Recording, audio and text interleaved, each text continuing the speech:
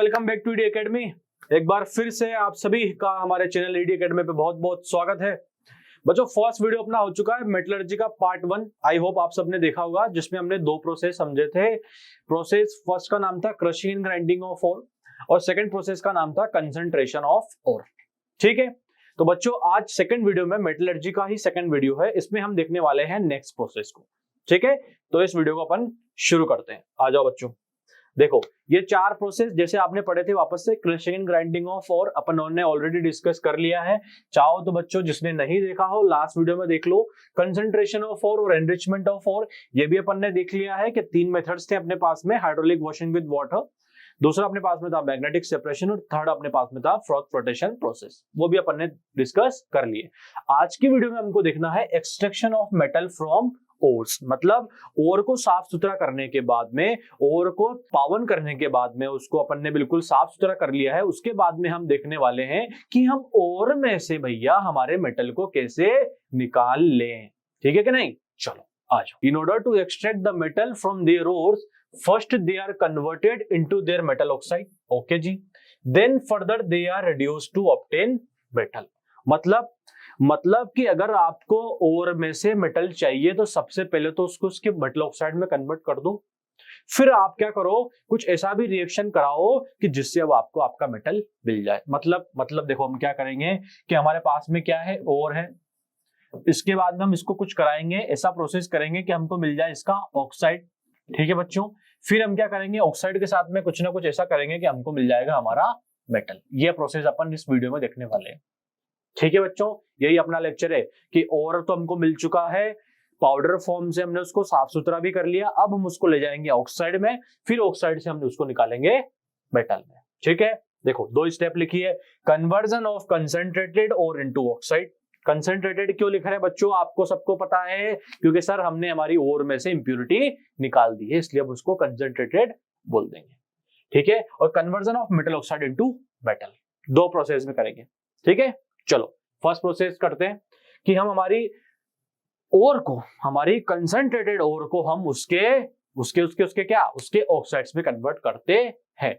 देखो बच्चों, जब भी किसी ओर को उसके ऑक्साइड्स में कन्वर्ट करना है तो आपके पास में दो प्रोसेस, कैल्सिनेशन और रोस्टिंग, दो प्रोसेस है आपके पास में, कैल्सिनेशन और रोस्टिंग। दो तरीके से आप आपकी ओर को किसमें, उसकी ऑक्साइड में कन्वर्ट कर सकते हैं। मतलब एक ओर ले लो और उसको उसके ऑक्साइड में कन्वर्ट हो जाएगा। या तो आप कैल्सिनेशन करेंगे या आप करेंगे रोस्टिंग, जो भी आप करेंगे उससे आपको आपकी ओर जो है ऑक्साइड की फॉर्म में मिल जाएगी। ठीक है बच्चों, समझ में आ गया? इतना तो कि सर ओर रहेगी, ओर के साथ में कैल्सिनेशन करा लेंगे या रोस्टिंग करा लेंगे और हमको हमारी ऑक्साइड मिल जाएगा। ठीक है, अब देखो पढ़े करें शुरू। चलो फर्स्ट देखते हैं कैल्सिनेशन की मदद से अपन क्या करेंगे।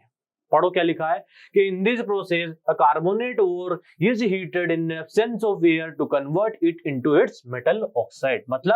मतलब कि एक कार्बोनेट की जो ओर होगी, हमको याद रखना है किसके लिए यूज करें हम, कार्बोनेट की ओर के लिए, कि कार्बोनेट की ओर जो होगी उसको हम हीट करेंगे कि ना, तो क्या होगा, सबसे पहली बात नोट करना, इंपॉर्टेंट बात, note in absence of air, note this, क्या करना है, एयर की एब्सेंस में करना है, वहां पे एयर जो है नहीं होना चाहिए ज्यादा, हमको थोड़ी बहुत तो देखो होगी, क्यों, क्योंकि यहाँ पे अपन हीट कर रहे हैं तो थोड़ा बहुत तो रिक्वायरमेंट होगा, बिना एयर के, बिना ऑक्सीजन के जो है हीट कैसे दे पाएंगे, तो वो तो रहेगी, बट हमको इतनी मेंटेन करनी है कि बस वो उतनी रहे, उससे ज्यादा हमको नहीं चाहिए। ठीक है, क्या करेंगे कि हम हमारी एक ओर को लेंगे और उसको क्या करेंगे, हीट करेंगे, जिससे हमको क्या मिल जाएगा, हमको मिल जाएगा हमारा मेटल ऑक्साइड। ध्यान रखना है हम किसके लिए यूज कर रहे हैं, कार्बोनेट की ओर के लिए। ठीक है, देखो मैं लिख देता हूं कि कार्बोनेट की मेरे पास में ओर है। ठीक है, आप क्या कर रहे हो, उसको हीट कर रहे हो। ठीक है, कैल्सिनेशन कर रहे हैं अपन, तो हमको क्या मिल जाएगा, हमको मिल जाएगा हमारा मेटल ऑक्साइड। इसको अपन बोलते हैं कैल्सिनेशन प्रोसेस। बस अपने को मेन इंपॉर्टेंट बात याद रखनी है कि हम इसको एयर की एब्सेंस में करेंगे। एग्जांपल, जैसे मान लो मैं एग्जांपल लिख दिया मैंने आपके जिंक कार्बोनेट, जिसको अपन बोलते हैं कैलेमाइन, किसकी ओर है ये, जिंक की ओर है।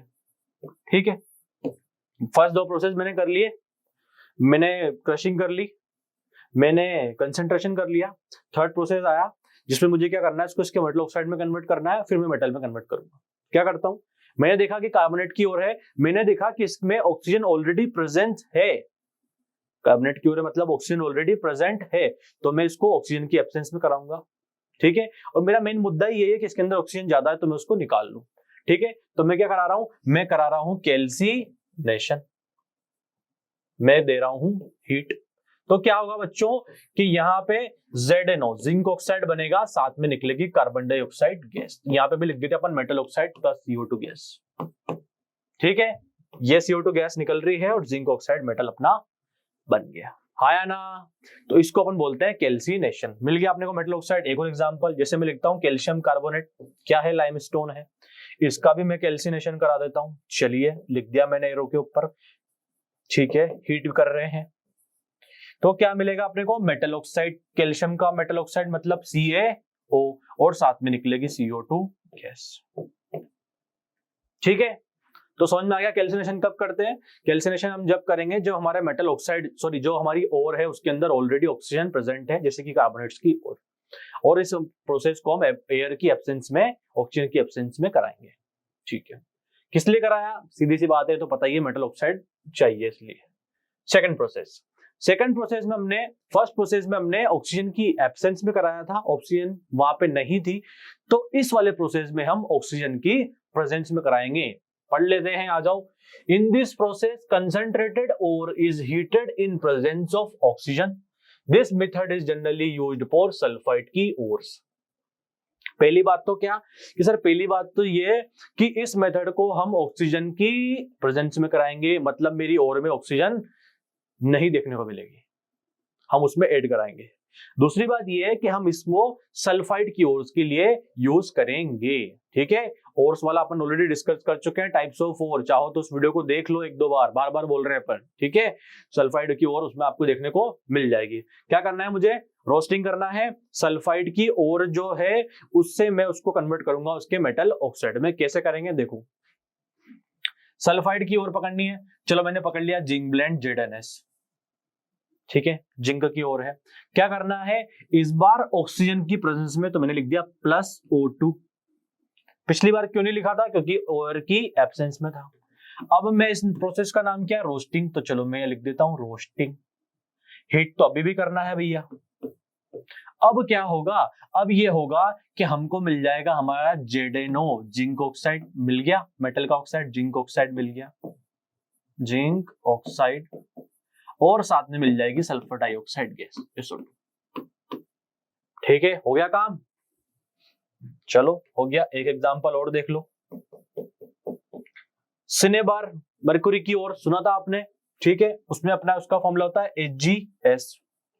दिख रही है अपने को सल्फाइड की ओर, वापस से सल्फाइड की ओर जैसे दिखी अपने ऑक्सीजन की प्रेजेंस रख दिया, रोस्टिंग करा दी, हीट देना चालू किया, तो वो भैया उसकी मेटल ऑक्साइड में कन्वर्ट हो गया HgO + SO2 बाहर। ठीक है, तो ये मेटल ऑक्साइड रहा, ये मेटल ऑक्साइड रहा। समझ में आ गया। तो हमने इस प्रोसेस में क्या देखा कि हमारे पास में दो मेथड्स हैं, कैल्सिनेशन और रोस्टिंग। कैल्सिनेशन एयर की एब्सेंस में कर दो तो उसको मेटल ऑक्साइड मिल जाएगा, रोस्टिंग एयर की प्रेजेंस में कर दो तो उसका मेटल ऑक्साइड मिल जाएगा। ठीक है, अब बच्चों मेटल ऑक्साइड अपने को मिल चुका है, तो हमको हमारे मेटल ऑक्साइड से निकालना क्या है, मेटल। क्या निकालना है, मेटल। अच्छा याद करो, पुराने जमाने की बात, अपन ने लिखा था कि मेटल जब ऑक्सीजन के साथ में रिएक्शन करते हैं तो मेटल ऑक्साइड बनाते हैं। हाँ या ना, बोला था, बिल्कुल बोला था। ठीक है, अब ये मेटल ऑक्साइड जो बन रहे हैं, इनकी जो स्ट्रेंथ होगी वो भी अलग अलग होगी।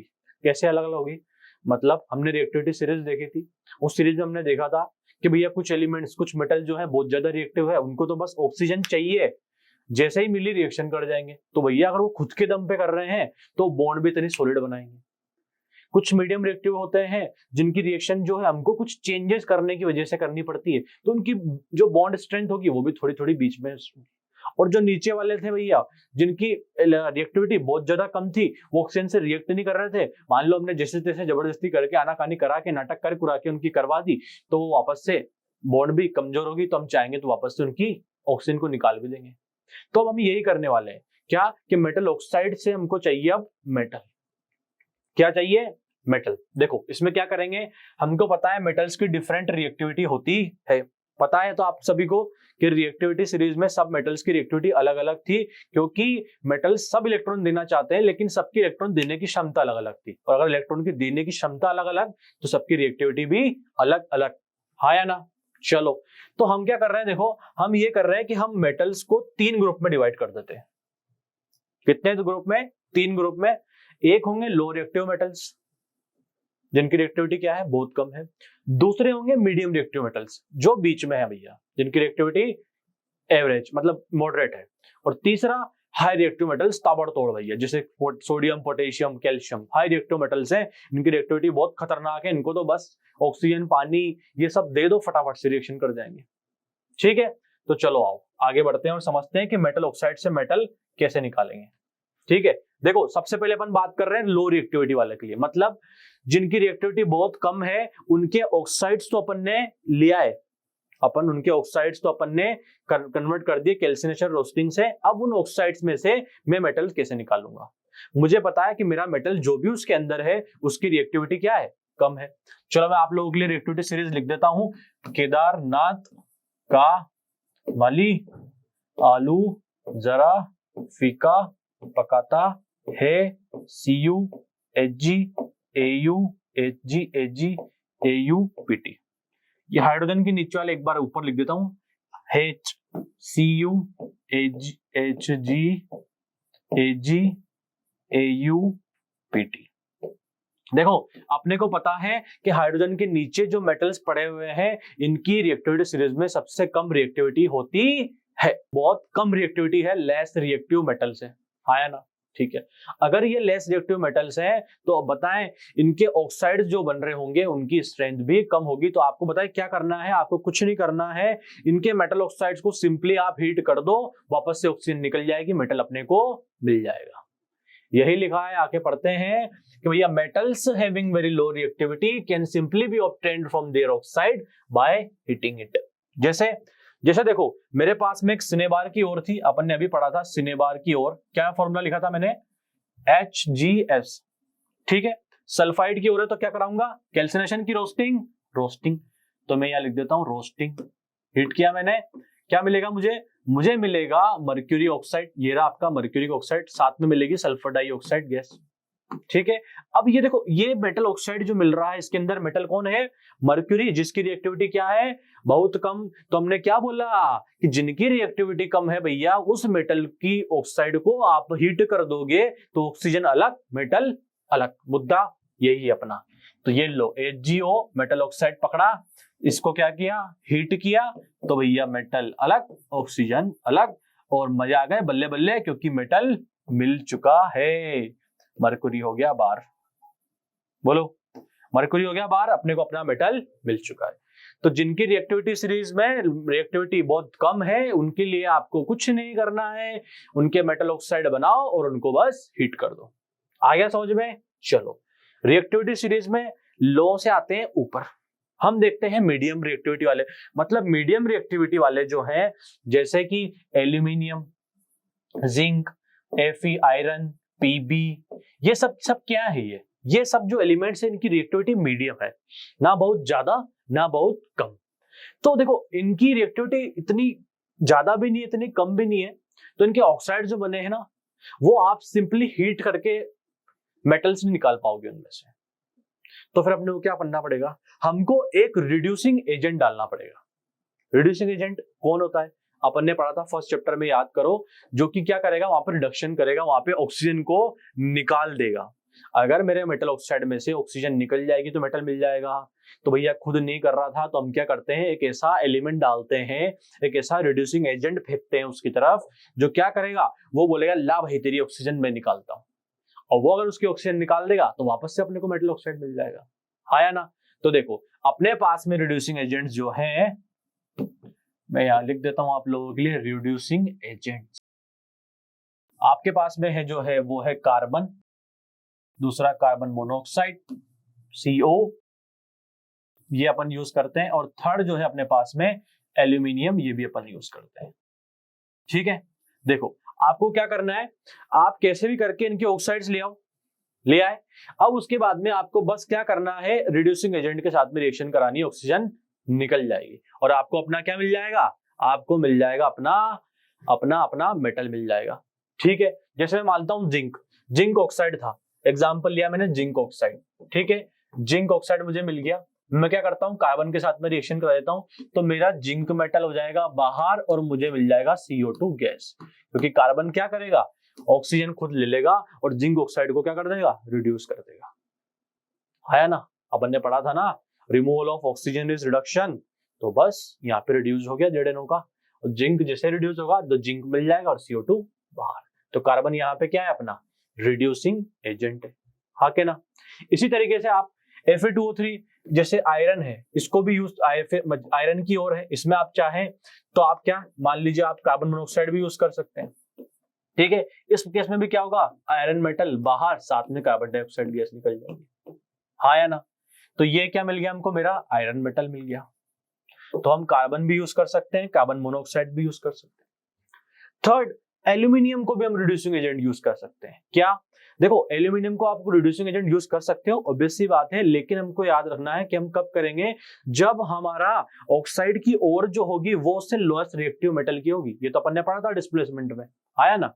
अगर ऑक्साइड की ओर जो है लेस रिएक्टिव वाले ऑक्साइड की, लेस रिएक्टिव मेटल की है, तो फिर एल्यूमिनियम वहां पे डिस्प्लेसमेंट कर देगा और वो क्या करेगा, खुद का ऑक्साइड बना लेगा और उस वाले मेटल को बोलेगा जा बेटा फिर ऑक्सीजन में लेता हूं, तू फ्री हो जा, तेरे को मैंने एलिमेंटल स्टेट में डाल दिया, तेरे को फ्री स्टेट में डाल दिया। कैसे, इस वापस मैं आयरन को पकड़ता हूं, ये लो Fe2O3, ये क्या है, आयरन का ऑक्साइड है, मैंने यहाँ पे डाल दिया एल्यूमिनियम, तो क्या होगा, एल्यूमिनियम इसको डिस्प्लेस करेगा, तो Al2O3 एल्यूमिनियम का ऑक्साइड बनेगा और साथ में निकल जाएगा Fe, बोले तो आयरन। निकला कि नहीं निकला, क्यों, क्योंकि एल्यूमिनियम की रिएक्टिविटी ज्यादा, तो उसको कर देगा डिस्प्लेस। ठीक है, जैसे मान लो मैग्नीज ऑक्साइड MnO2 आपने यूज कर लिया, वापस से आपने एल्यूमिनियम डाल दिया, क्योंकि रिएक्टिविटी ज्यादा है, तो क्या होगा, वापस से एल्यूमिनियम ऑक्साइड बनेगा और मैग्नीज बाहर। तो हमको हमारा मेटल मिले कि नहीं मिले, मिल गए। तो हम कार्बन यूज कर सकते हैं, कार्बन मोनोऑक्साइड यूज कर सकते हैं और एल्यूमिनियम यूज कर सकते हैं। ठीक है, अब एक चीज और नोट कर लेना कि देखो, जब हम कार्बन को यूज करते हैं रिड्यूस करने के लिए ऑक्साइड्स को और अपने मेटल्स को पाने के लिए, तो इस प्रोसेस को एक नाम दिया गया है जिसको हम बोलते हैं स्मेल्टिंग। क्या बोलते हैं, स्मेल्टिंग। मतलब when carbon is used reducing agent in order to obtain the metal from their metal oxide, this process called smelting। Simple सा, कार्बन यूज किया कर गया तो हम बोल देंगे कि भैया हमारा प्रोसेस जो है उसको नाम दे दिया हमने स्मेल्टिंग। ठीक है, अगर आपने एल्यूमिनियम यूज किया है अपने मेटल ऑक्साइड से मेटल को निकालने के लिए, तो हम उस प्रोसेस को बोल देंगे थर्माइट प्रोसेस। सिंपल, क्या बोल देंगे, थर्माइट प्रोसेस। ठीक है, ये याद रखना है। और एक चीज और याद रखना है कि जैसे मैंने बोला एल्यूमिनियम तो अपन कब यूज करेंगे, जब हमारे ऑक्साइड्स के जो है वो मेटल, जिसमें मेटल है उसकी रिएक्टिविटी कम होगी, तभी तो एल्यूमिनियम डिस्प्लेस कर पाएगा। कार्बन मोनोऑक्साइड, देखो कार्बन और कार्बन मोनोऑक्साइड में ये बात आप याद रखना, कार्बन और कार्बन मोनोऑक्साइड में कार्बन जो है ज्यादा अच्छा रिड्यूसिंग एजेंट है, कार्बन मोनोऑक्साइड थोड़ा सा उससे कम पावर वाला है। तो हम अगर मान लो जैसे रिएक्टिविटी सीरीज में थोड़ा सा ऊपर गए, जैसे एल्यूमिनियम पे गए, मैग्नीशियम पे गए, तो आपको उस टाइम कार्बन लेना होगा, कार्बन मोनोऑक्साइड से हो सकता है ना हो। अगर अपन थोड़े नीचे आ गए, आयरन पे आ गए, लेड पे आ गए, तो आप कार्बन मोनोऑक्साइड से काम चला सकते हैं। ठीक है, तो 3 रिड्यूसिंग एजेंट हमने आपको बता दिए, C, CO और एल्यूमिनियम। बच्चों, लेकिन हम रिड्यूसिंग एजेंट कब यूज करेंगे, जब हमारे मेटल्स की रिएक्टिविटी मिडिल ऑर्डर में है, मतलब मॉडरेट है। अगर मैं ऊपर आ जाऊं, जैसे मैं आ जाऊं कैल्शियम पे, मैं आ जाऊं सोडियम पे, मैं आ जाऊं पोटेशियम पे, और अगर मैं इनको कोशिश करूं कि मुझे इनके ऑक्साइड से मेटल मिल जाए, तो भैया नहीं मिलेगा। कैसा है, रिड्यूसिंग एजेंट डाल दो आप, क्योंकि वो जिद्दी लोग हैं भाई, वो नहीं देंगे। तो फिर उसके लिए अपने पास में आता है नेक्स्ट मेथड। क्या आता है, नेक्स्ट मेथड, और उसका नाम है इलेक्ट्रोलाइटिक रिडक्शन। देखो क्या हो रहा है कि इनके ऑक्साइड्स जो बन रहे हैं, वो बहुत ज्यादा स्टेबल हैं। वो बोल रहे हैं कि हम तो ऑक्सीजन नहीं निकालेंगे, हम तो मेटल नहीं देंगे। तो देखो, जब ऐसा काम बचे तो हमारे पास में एक ही चीज बचती है, और वो है इलेक्ट्रिसिटी। करंट लगा दो, अच्छे अच्छे धुल जाते हैं। तो भैया ये कंपाउंड क्या बहुत बड़ी बात है, तो इलेक्ट्रिसिटी यूज करेंगे। ठीक है, पढ़ते हैं क्या लिखा है इसमें। आओ, किसके लिए यूज करेंगे, हाई रिएक्टिविटी, मतलब सोडियम, पोटेशियम, कैल्शियम जो ऊपर वाले हैं। The oxides of metal having high reactivity are stable, thus they cannot be reduced by using reducing agent। अभी बोला था अपन ने, हाँ, so in order to reduce this electrolysis is used, मतलब अब हमको इलेक्ट्रिसिटी की मदद लेनी पड़ेगी भैया, ठीक है। इलेक्ट्रोलाइटिक रिडक्शन क्या होता है? The process of extracting the metals by electrolysis इसको इलेक्ट्रोलाइटिक रिडक्शन, मतलब कि मेटल्स को एक्सट्रैक्ट करने की प्रोसेस जिसमें आप इलेक्ट्रिसिटी का काम लेने वाले हो उसको अपन इलेक्ट्रोलाइटिक रिडक्शन बोलते हैं, ठीक है बच्चों। चलो एक एग्जांपल देख लेते हैं। जैसे मान लो मेरे पास में है सोडियम क्लोराइड NaCl, मेरे पास में सोडियम की ओर है, ठीक है। चलो ये एक अपन ने टबला बना दिया, ठीक है। इसके अंदर पता है क्या है? इसमें अपनी NaCl की ओर जो है ना सोडियम क्लोराइड, वो है ऑक्साइड, सोडियम क्लोराइड है अपने पास में। अब इसमें से मुझे क्या निकालना है? मेटल निकालना है, सोडियम। तो मैं क्या करूंगा? इसको मैं कन्वर्ट कर दूंगा किस में? मोल्टन फॉर्म में, मतलब मैं मेरी इसको फॉर्म में कन्वर्ट कर रहा हूं मोल्टन फॉर्म में। मोल्टन फॉर्म में मतलब सोडियम क्लोराइड अपन ने पढ़ा था आयनिक कंपाउंड है, ठीक है। तो मैं उसको पिघला देता हूं। क्यों? क्योंकि अपने को पता है सॉलिड स्टेट में अगर मैं डाल दूं, डायरेक्ट मैं नमक को इसमें डाल दूं, मैं बैटरी से कनेक्ट कर दूं, सोचो कि करंट जो है मतलब चालू हो जाएगा, करंट कैरी करना चालू कर देगा सोडियम क्लोराइड, तो ऐसा नहीं होगा। क्योंकि आयनिक कंपाउंड हमने पढ़ा था मोल्टन स्टेट में, मतलब लिक्विड स्टेट में, मतलब पिघलाई हुई स्टेट में जो इलेक्ट्रिसिटी कंडक्ट करते हैं। तो मैंने सोडियम क्लोराइड पकड़ा क्योंकि मुझे इसमें से सोडियम निकालना है, मैंने उसको उसकी मोल्टन फॉर्म में कन्वर्ट कर दिया, ठीक है। उसके बाद में मैं यहाँ पे 2 इलेक्ट्रोड्स यूज करता हूं, चलिए कर लेते हैं कायदे से, ठीक है। मैं इनको बैटरी से कनेक्ट कर देता हूं, प्लस माइनस दिस, ठीक है बच्चों। चलो अब ये प्लस ये माइनस, तो क्या होगा? ये रोड अपनी plus plus plus plus plus, ये minus minus minus minus minus minus, ये अपनी कैथोड, ये अपनी एनोड। यहां पे क्या होगा? अब अपने जैसे ही अपन करंट स्टार्ट करेंगे तो क्या होगा? ये NaCl जो है जिसको आपने मोल्टन फॉर्म में यूज करा था, ये टूट जाएगा अपने आयंस में, और फिर हमको क्या मिल जाएगा? Na प्लस Cl माइनस देखने को मिलेगा, Na प्लस Cl माइनस देखने को मिलेगा। ऐसे बहुत सारे Na प्लस होंगे, बहुत सारे Cl माइनस होंगे, ठीक है। अब क्या होगा? ये आयंस क्या करेंगे? ये मूव करेंगे, और क्या होगा कि एनोड पे जैसे ही अपने करंट पास किया तो सबसे पहले बात तो ये जो NaCl जो था मोल्टन फॉर्म में, ये अपने आयंस में टूट गया। अब यहाँ पे क्या होगा कि यहाँ पे कुछ रिएक्शन स्टार्ट होगी। देखो क्या होगी, देखो इधर लिख देता हूं मैं, इसको मिटा देते हैं, यहाँ पे लिख देता हूं मैं एट एनोड। अब हमको पता है एनोड पे क्या होगा? ऑक्सीडेशन होगा। कैसे होगा? देखो सबसे पहली बात, एनोड पे पॉजिटिव चार्ज है, तो पॉजिटिव वाला तो नहीं भाग रहा वहां पे भाग रहा है नेगेटिव चार्ज वाला। कौन भाग रहा है वहां पे भाग रहा है क्लोरीन। कौन भाग रहा है? क्लोरीन जाएगा। क्लोरीन वहां पे जाएगा तो उसका क्या होगा? ऑक्सीडेशन। तो क्लोरीन माइनस था, तो वो क्या करेगा? वो क्लोरीन बनाएगा और साथ में एलिमेंटल स्टेट में आएगा, एक इलेक्ट्रॉन को निकाल देगा। आयन था, आयन ने इलेक्ट्रॉन निकाल दिया। इसी तरीके से बहुत सारे क्लोरीन होंगे, सब क्या करेंगे? अपने अपने इलेक्ट्रॉन को निकाल के बना लेंगे। अब 2 क्लोरीन बोलेंगे कि भैया एक काम करते हैं, अपन दोनों आपस में बॉन्ड बना लेते हैं और क्या करते हैं? बॉन्ड बना के स्टेबल हो जाते हैं। तो देखेंगे हम, क्या देखेंगे कि एनोड के पास से हमको क्लोरीन गैस निकलती नजर आ रही है, ठीक है। तो एनोड के पास से क्या निकल रही है? Cl2 gas. चलो एनोड पे हो गया। अब Na प्लस भी बोलेगा कि चलो भैया अपन भी चले यार कहीं कहीं, तो वो भागेगा कैथोड पे, क्योंकि कैथोड पे है नेगेटिव चार्ज। तो Na गया कहां पे? कैथोड पे। और Na तो क्या करेगा? वहां जाके करेगा रिडक्शन। रिडक्शन मतलब इलेक्ट्रॉन को गेन करेगा। कैसे करेगा? ये इलेक्ट्रॉन जो क्लोरीन ने दिया था वो इलेक्ट्रॉन वो ले लेगा, बोले भैया कोई नहीं ले रहा हो तो आओ मैं ले लेता हूं, मेरे को भूख भी लग रही है। तो Na प्लस एक इलेक्ट्रॉन ले लेगा जो क्लोरीन ने दिया और बना लेगा Na। ऐसे बहुत सारे Na जो मिल जाएंगे। तो हम क्या देखेंगे कि हमारी रोड जो है, कौन सी रोड है हमारी ये कैथोड की रोड, इसके पास में हमको Na डिपॉजिट होता हुआ मिलेगा सॉलिड फॉर्म में, ठीक है। मिल गया डिपॉजिट होते हुए, तो कर दिया हमने सेपरेट, हाँ या ना। जो Na हमको नहीं मिल रहा था रिड्यूसिंग एजेंट यूज करके, हीट करके, वो हमको इलेक्ट्रिसिटी से मिल गया। इसको बोलते हैं इलेक्ट्रोलाइटिक रिडक्शन। जब आप क्या करो? इलेक्ट्रोलाइसिस करो, जब आप इलेक्ट्रिसिटी का यूज करो मेटल को एक्सट्रैक्ट करने के लिए, तो उसको हम बोलते हैं इलेक्ट्रोलाइटिक रिडक्शन, ठीक है बच्चों। तो ये थोड़ा सा इंपॉर्टेंट है, ये आप चाहें तो नोट कर सकते हैं और स्क्रीनशॉट ले सकते हैं। हमको याद क्या रखना है कि एनोड पे ऑक्सीडेशन हुआ था तो किसने क्या दिया, कैथोड पे क्या हुआ था तो क्या दिया। अच्छा इसमें ये याद रखना है अपने को कि अपन ने NaCl मोल्टन फॉर्म में लिया है, पानी यूज नहीं किया, क्योंकि याद करना अपन ने पुराने जमाने की बात है, अपन ने एसिड बेस एंड सॉल्ट पढ़ा था, उसमें अपन ने देखा था कॉस्टिक सोडा, उसको भी ऐसे बनाया था।